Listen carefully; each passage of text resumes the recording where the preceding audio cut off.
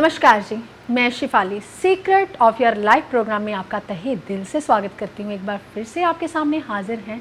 आज हम इस एपिसोड में आपको विदेश जाने के बारे में संपूर्ण जानकारी देंगे, इसलिए वीडियो के अंत तक बने रहें। तो हमारे साथ हैं प्रोफेसर गुरदीप रोड़ा साहब, तो हम उनका स्वागत कर लेते हैं। प्रोफेसर साहब, ओम नमः शिवाय। नमस्कार। प्रोफेसर साहब, आजकल हर इंसान जो है वो विदेश गमन करना चाहता है, विदेश जाकर सेटलमेंट करना चाहता है, विदेश जाकर धन लाभ कमाना चाहता है। क्या हम कुंडली के हिसाब से ये जान सकते हैं कि हम विदेश जाकर पीआर हो सकते हैं? कहीं हमारी कुंडली के हिसाब से हमें रिफ्यूज़ल तो नहीं लग जाएगी? बहुत अच्छा पूछा शिफाली जी आपने। आज आपने बात की विदेश जाने के बारे में।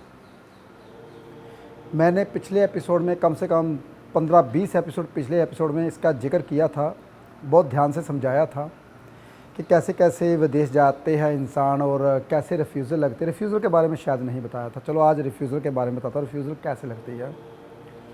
और आजकल क्रेज़ बहुत है बच्चों को विदेश जाने का, तो कहते हैं बाहर जाके स्टडी करेंगे, बाहर जाकर सेटल होंगे। पहले आप ये समझ लीजिए कि आपकी कुंडली में योग है बाहर जाने का। अगर योग है बाहर जाने का, सरहद पीड़ित हो रही है, वहाँ पीआर हो पाओगे? ये बहुत बड़ा मुद्दा है। कई दफ़ा तो बच्चे जाते हैं वहाँ, दिल नहीं लगाते, माँ बाप का पैसा लग जाता है 20-20 लाख रुपया, फिर वो 6 महीने के बाद वापस आ जाते हैं, कहते हैं हमारा दिल नहीं लगा। तो ऐसे भी कुंडली चेक करानी चाहिए, क्या बच्चा आपका वहाँ पे टिक पाएगा या नहीं। चलो पहले मैं आप सबको घरों के बारे में बता दूं कि पहला घर जो होता है वो किसका होता है, ताकि आप अच्छे ढंग से समझ पाओ। क्योंकि जब तक मैं बारीकी में ना बता दूं, मेरे को चैन नहीं आता अंदर से, मैंने कुछ बताया नहीं। लेकिन कुछ लोगों की शिकायत भी है, प्रोफेसर साहब आप मुद्दे को छोड़ देते हो, कहीं का कहीं एपिसोड ले जाते हो। लेकिन समझना मेरा एपिसोड थोड़ा कठिन होता है, क्योंकि जब तक बारीकियां नहीं जानते तो मैं एपिसोड का आपको मतलब नहीं समझा पाता, यानी कि जो हमारा मुद्दा होता है उसका मतलब नहीं समझा पाता। हाँ, कई दफ़ा ऐसा होता है कि जो तुकबाजी होती है ना, 12वां घर जी, 12वां घर में विदेश जाया जाता है, चलो जी 12वें घर इसको जागृत कर लेते हैं, विदेश चले जाते हैं। तो 12वां घर अगर जागृत करोगे, कहीं हॉस्पिटल ना पहुंच जाना, कहीं जेल यात्रा ना हो जाए विदेश यात्रा की तरह, क्योंकि ये तीनों चीज़ें 12वें घर से ही देखी जाती हैं। तो इसलिए बारीकियां जाननी बहुत ज़्यादा मुश्किल होती हैं। तो मैं मुद्दे की बात करूंगा, लेकिन थोड़ा सा बारीकी में समझाने की कोशिश करता हूं, ताकि बारीकी में आपको समझ आए कि हमारा चौथा घर सुखों का, अगर चौथे घर का मालिक 12वें घर में चला जाए, चौथा घर हमारा यहाँ घर बनाने का, जहाँ पे आप रहते थे, जहाँ पर जन्म हुआ था, अगर चौथा घर पीड़ित है, 4th हाउस पीड़ित है, उसके घर का मालिक 12वें घर में बैठा हुआ है, तो आप अपना घर विदेश में बनाते हो। अगर कहीं संबंध आपका 11वें घर के साथ संबंध बन जाए या 6ठे हाउस के साथ संबंध बन जाए, फिर कहाँ करते हो? जेल में जाके बसेरा करते हो। चलो बारीकियाँ बताता हूँ पहले, ताकि आपको बारीकी में पता चले कि 12वां घर कैसे जागृत किया जाता है। ये ना हो कि आपने 12वां घर जागृत कर ले और आपको हॉस्पिटल जाना पड़े। अगर चंद्रमा खड्डे में आ गया, माता हॉस्पिटल चली जाए और साथ में आपको रहना पड़े। अगर सूर्य खड्डे में आ गया, शमशान घाट में आ गया, तो पिता की वजह से आप कहीं विदेश यात्रा कर रहे हो, या जेल यात्रा, या फिर हॉस्पिटल यात्रा। माता पिता का संबंध चंद्र और सूर्य से आता है। पहला घर होता है आपकी देह का। आप पहले घर से जाने जाते हो, यानी कि आप बाहर फौरन जाओगे। यानी कि अगर लगन का मालिक 12वें घर में चला गया, तो ये बच्चा व्यय बहुत करेगा, खर्च बहुत करेगा। अच्छा, खर्च करेगा, ठीक है, लेकिन विदेश भी जा सकता है। अगर मैं पहले घर की बात कर रहा हूँ, विदेश जा सकता है। हाँ, चोट लगने के बाद हॉस्पिटल भी जा सकता है। हाँ, अगर राहु देख रहा है लगन को और लग्नेश को शनि देख रहे हैं, शनि और राहु दोनों ही लग्नेश के दुश्मन हैं, तो जेल यात्रा हो सकती है, क्योंकि 12वां घर जेल यात्रा का भी है। इसलिए पहले आप घरों के बारे में समझिए, ताकि आपको बारीकियों के बारे में पता चलेगा कि मेरा हॉस्पिटल जाने का बन रहा था, या जेल जाने का, या फिर विदेश जाने का। तो आप सबको एक चीज़ और समझा दूं, तीनों का संबंध आता है जब आप विदेश जाते हो। बता दूं कैसे? आप अपना टेस्ट करवाने जाते हो डॉक्टर के पास, हॉस्पिटल तो जाना पड़ता है भाई। अगर आपका मेडिकल सही होगा तो तभी तो आप विदेश जा पाओगे, इसलिए हॉस्पिटल जाना पड़ता है। क्योंकि 12वां घर विदेश यात्रा, जेल यात्रा, पुलिस 12वां दंड उनकी ओर से, और जेल यात्रा, विदेश यात्रा और फॉरेन यात्रा। तो इंक्वायरी भी आती है आपकी, कहीं कोई केस तो नहीं चल रहा। हाँ, इंक्वायरी आती है, पासपोर्ट तभी आता है, ऐसे तो आता ही नहीं है 12वां घर जब जागता है तो। यानी कि तीनों चीज़ों का संबंध आपके साथ जुड़ जाता है। और बच्चा बाहर जाता है, फॉरेन जाता है, इसका मतलब गुरु ग्रह बहुत अच्छा है तो हवाई यात्रा करता है। शनि बहुत अच्छा है तो जेल यात्रा करता है। केतु बहुत अच्छा है तो हॉस्पिटल जाना पड़ता है। तो ये तीनों के संबंध से, राहु बहुत अच्छा है तो ये तीनों से निकाल देता है, बड़ी आसानी से सारे काम पूरे कर लेता है। राहु भ्रम पैदा करता है। अगर राहु खराब है तो आपको बाहर जाने के बजाय रास्ते में फंस जाते हो, यात्रा पूरी नहीं हो पाती, वापस आना पड़ता है अगर राहु खराब है तो। चलो शुरुआत करते हैं। देखिए, मैंने फिर बताया, क्योंकि मैं जब तक बारीकियां ना बता दूं तब तक मेरे को भी चैन नहीं आता कि मैंने कुछ बताया नहीं, क्योंकि सवाल बहुत छोटा होता है, विदेश यात्रा जा पाएंगे या नहीं जा पाएंगे। आंसर बहुत लंबा है। ज्योतिष को समझिए, ज्योतिष को पखंडबाजी मत जानिए। ज्योतिष एक साइंस है, ज्योतिष शक्ति नहीं है कि आपको शक्ति मार दी, चल चढ़ जा विदेश चला जाएगा, ऐसा कुछ भी नहीं। ज्योतिष एक समझाने का रास्ता है, ज्योतिष एक समझने का रास्ता है कि आप रास्ते पे जा रहे हो, वो रास्ता आपके लिए सही है या गलत। विदेश का योग नहीं होता, बच्चे फाइल लगा देते हैं, बड़ी मुश्किल से पासपोर्ट बनता है, और भी मुश्किल से आइल्स होती है, फिर और मुश्किलें आती हैं, रिफ्यूज़ल लगनी शुरू हो जाती हैं। जब पहले ही मुश्किल आ रही है, आपको पता चला कि आपका पासपोर्ट बहुत मुश्किल से बना, इसका मतलब ये कि आपका बाहर जाना मुश्किल है। निशानियां बता रहा हूँ। पहला घर हम आपकी देह का, दूसरा घर आपके धन का, संचित धन, जुड़ा हुआ धन और आपका परिवार। अगर दूसरा घर पीड़ित होगा तभी परिवार से दूर जाओगे। समझिए, विदेश यात्रा के बारे में बहुत बारीकी से कहते हैं। 12वें घर से देखा जाता है जी, बाहर ये जाएगा, अरे हो ये बैठा हो, ये नहीं जा पाएगा, मंगल बैठा है तो, चंद्र बैठा तो चला जाएगा। ऐसे कैसे चला जाएगा भाई? दूसरा घर परिवार से बिछड़ेगा, यानी कि दूसरा घर पीड़ित है। शेफाली जी बारीकियां समझिए। जी बिल्कुल। तीसरा घर आपके कर्म का, आपका जोश का, हिम्मत का। तीसरा घर कहता है पराक्रम। कर्म तो 10वां घर भी होता है, लेकिन पराक्रम तीसरा घर होता है। जोश, हिम्मत तीसरा घर। लेकिन ये जोश, हिम्मत आपके साथ कितनी जुड़ी हुई है?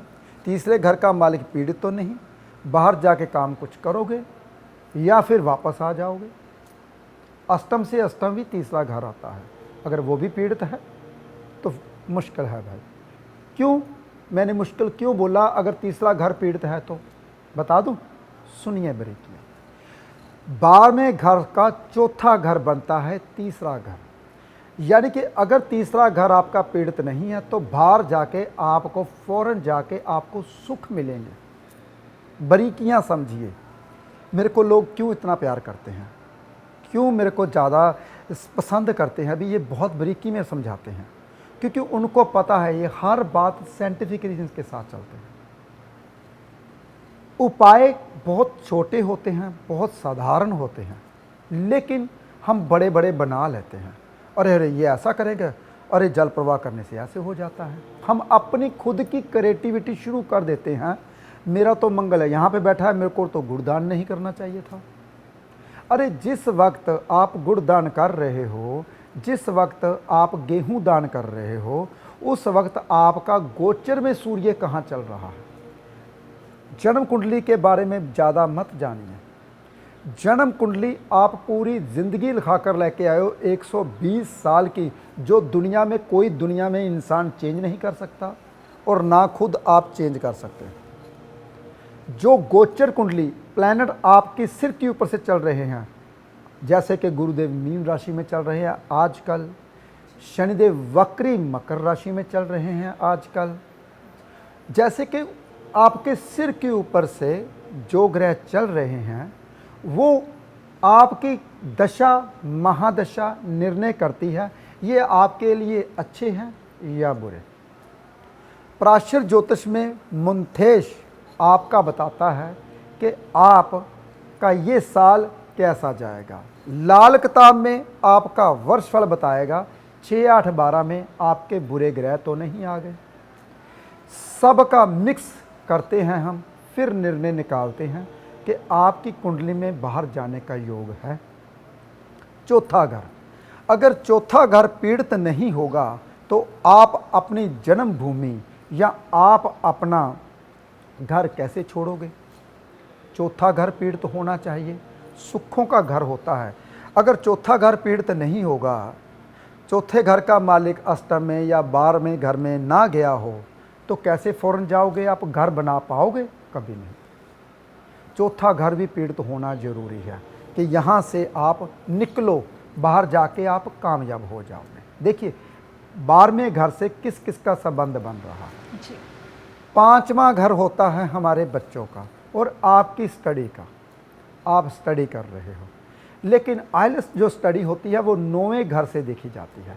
वो प्रोफेशनल स्टडी में आती है कि आप आइल्स करके पढ़ाई करने के लिए या फिर जॉब करने के लिए या बाहर जा रहे हो, आपको इंग्लिश वगैरह पूरी आती है, वो 9वें घर से देखी जाती है। वो आपको हवाई यात्रा करवाती है।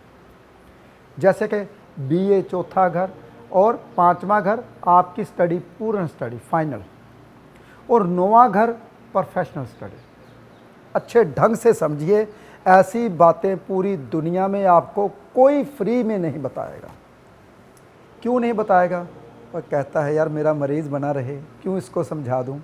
जैसे कि पहले डॉक्टर हुआ करते थे, कहते थे बेटा मेडिसिन लेने की ज़रूरत नहीं है, तुमने ये खाया। रात को मेरी बेटी कहती मेरे ना छाला पड़ गया है जीभ में, ये देखिए कितना बड़ा। मैंने कहा बेटा तुमने ना गर्म चीज़ें खा रखी हैं। मैं कहा जीभ जो होती ना आपकी, वो कभी ख़राब नहीं होती, वो तभी ख़राब होती है अगर पेट में आप आग डाल लेते हो। कहते मैं 2 दिन से स्पाइसी खा रही हूँ। मैं कहा 2 दिन, 1 दिन में गोली खाने की ज़रूरत नहीं, कोई मेडिसिन, 1 दिन अब ठंडा पानी डालना शुरू कर दे। कहते क्या? मैंने कहा ठंडी लस्सी, दही, घी का रायता, कद्दू का रायता, ऐसी चीज़ें खाई। सुबह उठ के बोलती है, कहती मैं ठीक हो गया। यानी कि पहले डॉक्टर ऐसे समझाया करते थे, मेडिसिन की ज़रूरत नहीं है, तू ऐसे कर, ये खा पी। हाँ अगर बुखार बहुत तेज़ है, कहीं सिर को न चढ़ जाए, 1 गोली खा, घर में जाके सो जा, भागना मत, कुछ नहीं खाना। पहले डॉक्टर ऐसे हुआ करते थे। क्योंकि मैं अपने जो हमारे घर का डॉक्टर होता था, छोटे होते मेरी माँ वहीं पे जाती थी, तो हमें वो यही समझाता था। आजकल वो डॉक्टर ख़त्म हो गए, आजकल वो समझाने वाले ख़त्म हो गए, मेडिसिन ज़्यादा मेडिसिन। ऐसे ही आजकल ज्योतिषी ख़त्म हो चुके हैं, जो समझाने वाले थे, समझाता कोई नहीं है, रास्ता कोई दिखाता नहीं है, सिर्फ उपाय के ऊपर ऐसे कीजिए, ऐसे कीजिए, ऐसे कीजिए। उपायों से ज़्यादा समझना ज़रूरी होता है कि आपके लिए कौन सा उपाय कारगर है। और दूसरी बात, छठा हाउस होता है आपके नानकों का और 12वें घर का 7वां हाउस। अगर 12वें घर का 7वां हाउस यानी कि ओपोजिट पार्टी का छठा हाउस अगर पीड़ित हुआ तो आपको वीज़ा नहीं मिलेगा। छठा हाउस पीड़ित मत करना। कुछ लोग छठा हाउस पीड़ित कर लेते हैं। एम्बेसडर का होता है जो वीज़ा देता है ओपोजिट पार्टी का, जो आपके सामने बैठा हुआ है, जो आपका एग्ज़ाम ले रहा है आपके सामने। 7वां हाउस यानी कि 12वें घर का 7वां हाउस, छठा हाउस। और सप्तम हाउस को जाए वो किसका होता है? पार्टनर का, लाइफ पार्टनर का भी आता है और बिजनेस पार्टनर का आता है। लेकिन बाहर जाने में अष्टम हाउस बन जाता है, कहीं वो ज़्यादा पीड़ित तो नहीं है, फिर बाहर नहीं जा पाओगे। आपकी पत्नी आपको बाहर जाने ही नहीं देगी। नहीं तो पत्नी के थ्रू बाहर जाने का बनता है। अगर कहीं 12वें घर का मालिक या सप्तम हाउस का मालिक दोनों इकट्ठे 12वें घर में चले गए और अष्टम घर पीड़ित हो गया, 9वां घर जागृत हो गया, हवाई यात्रा, फिर आप अपनी वाइफ के थ्रू फॉरेन जाओगे। अष्टम घर सरहद का, भाई अगर आप देश की सरहद पीड़ित नहीं होगी तो बाहर कैसे जाओगे? शमशान का भी होता है, खड्डे का भी होता है। अगर आपने सरहद पीड़ित कर ली, सरहद पीड़ित करनी जरूरी है, अगर नहीं सरहद पीड़ित करोगे तो आप बाहर नहीं जा पाओगे। कहीं देखो अष्टम घर को बुरे ग्रह देख रहे हैं, सरहद आपकी पीड़ित है, देश निकाला आपको दिया जा सकता है। पहले तो देश निकाला बोलते थे, बहुत बुरा होता था जो जिसको देश निकाला किया जाता है। काला पानी भेज दो, फ़ौरन भेज दो, देश निकाला कर दो, तो बहुत बुरा मानते थे। आजकल सभी देश निकाला करने को तैयार हैं, भाई मैं फ़ौरन जाना, मैंने फ़ौरन जाना। तो देश निकाला पहले एक श्राप होता था, क्योंकि गुरुओं पीरों की धरती हिंदुस्तान है और ऋषि मुनों की धरती है। देवी जितने देवी देवता आए हैं इस धरती के ऊपर ही आए हैं, क्योंकि यहाँ पे मौसम एक सा रहता था। पहले सबसे अच्छा पूरी दुनिया में मौसम हिंदुस्तान का था पहले। ना तो यहाँ पे सर्दी ज़्यादा होती थी, ना यहाँ पे गर्मी ज़्यादा होती थी। ये जो इलाके हैं हिमाचल, पंजाब, ये जो इलाके जितने भी हैं, यहाँ पे बहुत ज़्यादा देवी देवताओं ने तप किया है, जप किया है। तो आपको देश निकाला मिलेगा या नहीं मिलेगा? अष्टम हाउस। 9वां हाउस आपका जागृत है, हवाई यात्रा। जब तक हवाई यात्रा नहीं बनेगी आपकी, तब तक आप फ़ौरन नहीं जा पाओगे। हाँ, आजकल समुद्री जहाज़ भी चले हैं, अभी क्रूज़ चले हैं बड़े बड़े, तो आप वहाँ उसके ऊपर जा सकते हो, लेकिन वहाँ टाइम बहुत लगता है, कई महीनों का। कई बच्चों का 12वां घर जागृत नहीं होता, वो चोरी छुपके से डुबकी लगा कर जाते हैं, हवाई जहाज से नहीं जाते। देखिए कुछ बच्चे ऐसे भी चले जाते हैं बाहर। 10वां घर, अगर 10वां घर आपका जागृत है, क्योंकि 12वें घर का लाभ स्थान 10वां घर बनता है कि आपको फौरन जाके लाभ मिलेगा या नहीं मिलेगा, ये 10वां हाउस से देखा जाता है। और 12वें का 12वां 11वां हाउस यहाँ पीड़ित है, ये पीड़ित होगा तभी फौरन जा पाओगे। अब देखिए फौरन के बारे में मैं ब्रीकियाँ बता दी, अब आपको योगों के बारे में बताऊँ। जब तक ये चीज़ें नहीं समझोगे तब तक फौरन नहीं जा पाओगे। अब मैंने आपको घर में ब्रीकी में बताया, ब्रीकियाँ, बहुत ज़्यादा ब्रीकियाँ, बहुत कम लोग होते हैं जो ब्रीकियाँ बताते हैं। या तो पता नहीं होता या अपने मरीज़ बना के रखते हैं कि ये हमसे छूट कर कहीं जाए ना। लेकिन मैं कहता हूँ पूरी दुनिया को ज्योतिष आनी चाहिए बेसिक, कि किसी के पास जाने की ज़रूरत ना पड़े, मेरे पास भी जाने की ज़रूरत ना पड़े, घर में बैठ के ही आप ठीक हो जाओ। मैं भी ये चाहता हूँ, क्योंकि हो सकता है कि मेरे एपिसोड सुना, आपने वो उपाय किया, आपका वो बन जाए, हो सकता है, क्योंकि आपको समझ आ जाए। जब तक समझ नहीं आती तब तक इंसान गलतियां करता है। जैसे कि मैंने एक उपाय बताया था, मैंने कहा था जिसका बुध ग्रह खराब हो वो कुएं में, कुआं जो होता है उसमें 6 फटकड़ी के पीस फेंक दे और बच्चा वो कामयाब हो जाएगा, उसका बुद्ध दिमाग चलना शुरू हो जाएगा। बहुत ध्यान से सुनिए। एक बच्चा गया अपने बाप के साथ, माँ बाप भी बेचारे ऐसे थे, कुएं में पानी नहीं था, उसने 6 फटकड़ियाँ जैसे ही फेंकी उसके ऊपर, सिर के ऊपर वो बला आकर बैठ गई, उसका ऐसे हो गया। कहते प्रोफेसर आपने उपाय बताया था टीवी में, हमने करने चले गए। मैं कब किया? कहते हमने इतने बजे किया। मैं क्या रात को क्यों कर किया? रात को तो कोई उपाय नहीं करते, जब सूर्य उदय होता था, अस्त हो जाता है। कहते शाम को गए थे, जाते जाते रात पड़ गई। मैंने कहा कि हम क्या, जंगल में कुआं था, कुएं में पानी नहीं था, सूखे हुए कुएं में गांव में कोई बड़ा कुआं होगा। तो ऐसी गलतियां मत किया कीजिए। फिर उसको चलो ठीक कर दिया, चलो वो तो अलग बात है, लेकिन आप ऐसी गलतियां नहीं करनी जो यहाँ पे मैं नहीं बताता। कोई भी उपाय, फिर मैंने उपाय देने ही बंद कर दिए। ऐसे मैंने कहा छोड़ो, दिमाग अब दूसरी तरीके से ठीक करता हो, क्योंकि समझ बहुत कम है। हमेशा कुआं कौन सा होना चाहिए?